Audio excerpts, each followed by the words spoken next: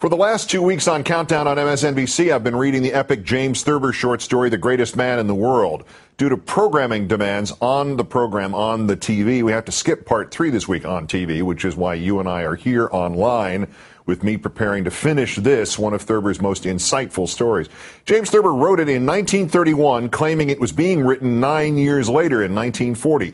And he posits that in July 1937, a hero aviator would come along who was not like Lindbergh or any of the others, but who would be, in his wonderfully chosen word, a vulgarian. Jack Pal Smirch, whose mother hoped he would drown rather than complete the first round-the-world nonstop flight. But Pal Smirch made it, and as we rejoin the story, he's been under lock and key in a New York hotel while the nation's leaders contend with an instant celebrity whose only interest is in the big money and the parties, and who calls Lindbergh a baby-faced softy. They're just about to let him loose when an unexpected arrival reaches the 9th floor hotel room in the conclusion of The Greatest Man in the World by James Thurber. Mr. Lindbergh, began a United States senator, purple with rage, and Mr. Bird, Smirch, who was paring his nails with a jackknife, cut in again. Boyd, he exclaimed. Oh, for God's sake, that big. Somebody shut off his blasphemies with a sharp word. A newcomer had entered the room. Everyone stood up except Smirch, who, still busy with his nails, did not even glance up. Mr. Smirch, said someone sternly, the President of the United States. It had been thought that the presence of the chief executive might have a chastening effect upon the young hero, and the former had been, thanks to the remarkable cooperation of the press, secretly brought to the obscure conference room. A great, painful silence fell. Smirch looked up, waved a hand at the president. How you coming? He asked, and began rolling a fresh cigarette. The silence deepened. Someone coughed in a strained way. Geez, it's hot, ain't it? Said Smirch. He loosened 2 more shirt buttons, revealing a hairy chest and the tattooed word Sadie enclosed in a stenciled heart. The great and important men in the room, faced by the most serious crisis in recent American history, exchanged worried frowns. Nobody seemed to know how to proceed. Come on, said Smirch. Let's get the hell out of here. When do I start cutting in on the parties, huh? And when there's going to be in it? He rubbed a thumb and forefinger together meaningly. Money? Exclaimed a state senator, shocked, pale. Yeah, money, said Pal, flipping his cigarette out of a window. And big money. He began rolling a fresh cigarette. Big money, he repeated, frowning over the rice paper. He tilted back in his chair and leered at each gentleman separately.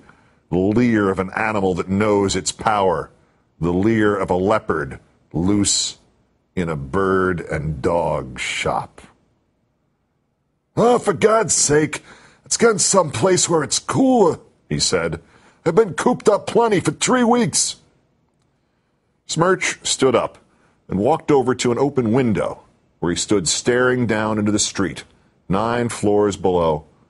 The faint shouting of newsboys floated up to him. He made out his name. Hot dog, he cried, grinning, ecstatic. He leaned out over the sill. You tell 'em, babies, he shouted down. Hot diggity dog. In the tense little knot of men standing behind him, a quick, mad impulse flared up. An unspoken word of appeal, of command, seemed to ring through the room, yet it was deadly silent. Charles K.L. Brand, secretary to the mayor of New York City, happened to be standing nearest Smirch. He looked inquiringly at the President of the United States.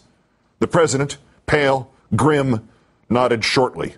Brand, a tall, powerfully built man, once a tackle at Rutgers, stepped forward, seized the greatest man in the world by his left shoulder and the seat of his pants, and pushed him out the window. My God, he's fallen out the window, cried a quick-witted editor. Get me out of here, cried the president. Several men sprang to his side, and he was hurriedly escorted out of a door toward a side entrance of the building.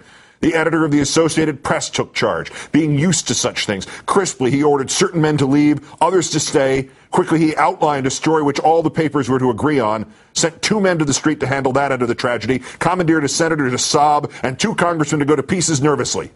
In a word, he skillfully set the stage for the gigantic task that was to follow, the task of breaking to a grief-stricken world the sad story of the untimely, accidental death of its most illustrious and spectacular figure.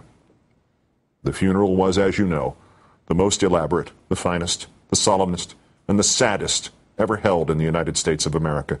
The monument in Arlington Cemetery, with its clean white shaft of marble and the simple device of a tiny plane carved on its base, is a place for pilgrims in deep reverence to visit. The nations of the world paid lofty tributes to little Jackie Smirch, America's greatest hero. At a given hour, there were 2 minutes of silence throughout the nation.